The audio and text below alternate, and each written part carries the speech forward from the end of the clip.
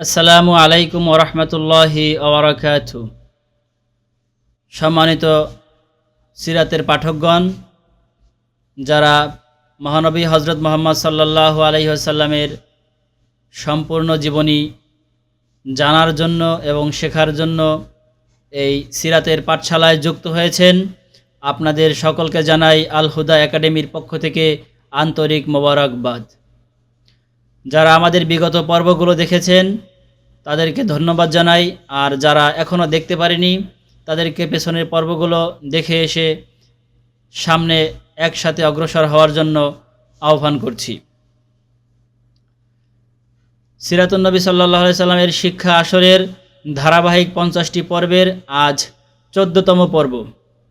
এই 14তম পর্বে আমরা শিখব এবং জানব আমাদের প্রিয় নবী হজরত মুহাম্মদ সাল্লাল্লাহু আলাইহি সাল্লামের ছেলে মেয়ের পরিচয়। আমাদের প্রিয় নবীজির কতজন ছেলে ছিলেন, কতজন মেয়ে ছিলেন, তার সর্বমোট সন্তান কতজন ছিল, এই বিষয়গুলো আজকের পর্বে আমরা জানব। আমরা সিরাতের কিতাবে বিভিন্নভাবে এর বর্ণনা পাই, বিচ্ছিন্নভাবে এর আলোচনা পাওয়া যায়। এক একটি কিতাবে আমাদের নবীজির এক এক সন্তানের বিষয়ে আলোচনা এসেছে। সামগ্রিকভাবে সকলের আলোচনা একসাথে খুব একটা পাওয়া যায় না। তো আমি আপনাদের জন্য, আমি শুরুতেই বলেছিলাম যে সিরাত নিয়ে দীর্ঘদিন ধরে আমি গবেষণা করে আসছি। এক যুগেরও বেশি সময় ধরে এই সিরাতের চর্চা এবং গবেষণার সাথে আমি যুক্ত আছি। এই গবেষণার ফলে বিভিন্ন কিতাব থেকে সিরাতুন নববিয়্যা লি ইবনে হিশাম, যাকে সিরাতে ইবনে হিশাম বলা হয়, সিরাতে ইবনে ইসহাক, আর রহিকুল মাকতুম, আল বিদায়া ওয়ান নেহায়া সহ সিরাতের আলোচিত সকল কিতাব ঘেটে ঘেটে আমি আপনাদের জন্য যেই কোর্স তৈরি করেছি, এই কোর্সের মাধ্যমে জটিল জটিল বিষয়গুলো বা বিস্তৃত বিষয়গুলোকে সহজে এবং সংক্ষেপে আপনাদের সামনে ইনশাআল্লাহ তুলে ধরব। সেই ধারাবাহিকতায় আজ আপনাদের সামনে আমাদের প্রিয় নবীজির সন্তানদের পরিচয় তুলে ধরব। আলোচনার শুরুতেই আমি একটি হাদিস পাঠ করতে চাই। এটি সহি মুসলিমের 2316 নম্বর হাদিস।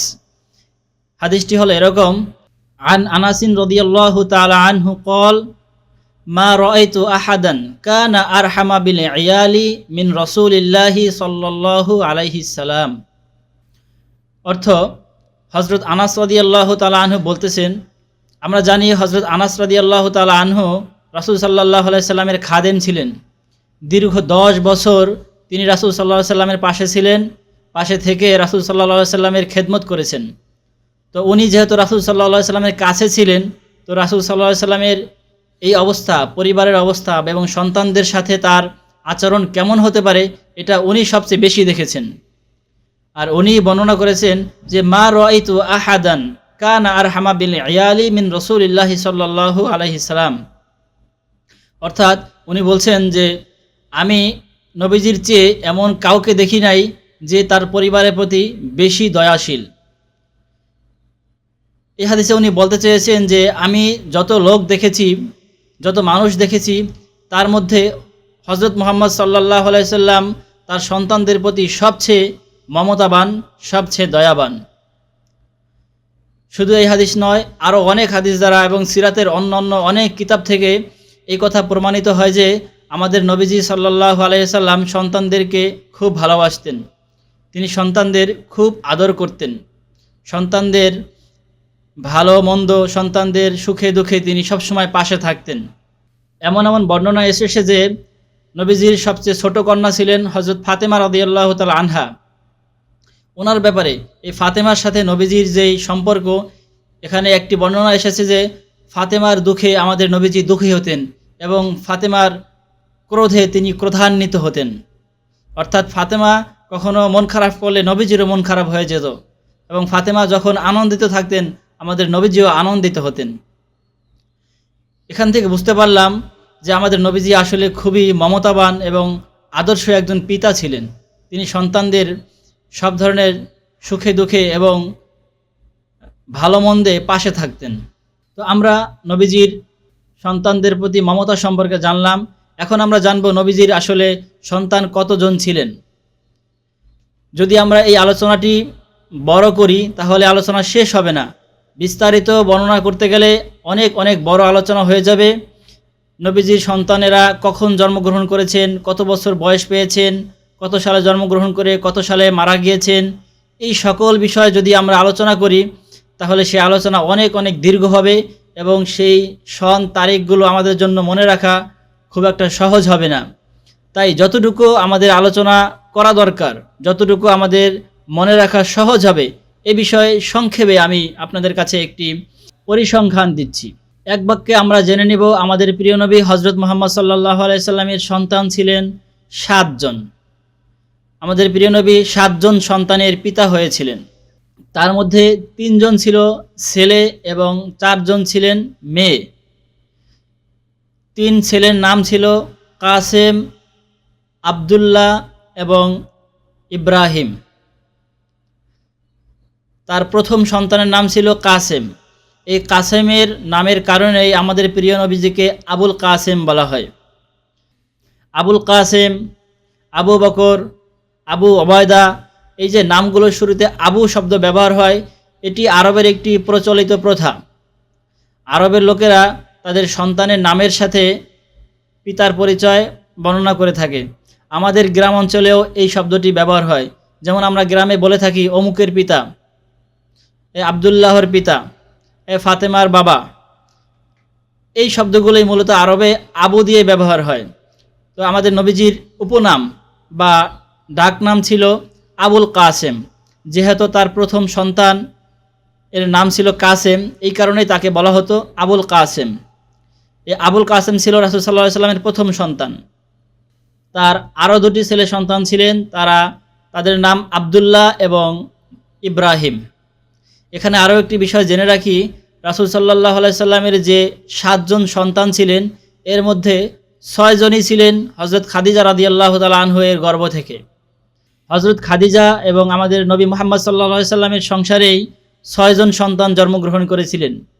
আর একজন সন্তান, ছেলে সন্তান ইব্রাহিম, যিনি জন্মগ্রহণ করেছিলেন হযরত মারিয়া কিপ্তিয়া রাদিয়াল্লাহু তাআলা আনহা এর গর্ভে। মারিয়া কিপ্তিয়া ছিলেন রাসূল সাল্লাল্লাহু আলাইহি সাল্লামের আরও একজন স্ত্রী, যে সম্পর্কে আমরা পরবর্তী কোনো পর্বে জানব। আজকে শুধু এতটুকুই জানি যে হযরত ইব্রাহিম, যিনি আমাদের নবীজির সর্বশেষ সন্তান এবং ছেলে সন্তান, উনি ছিলেন মারিয়া কিপ্তিয়া রাদিয়াল্লাহু তাআলা আনহা এর ঘরের।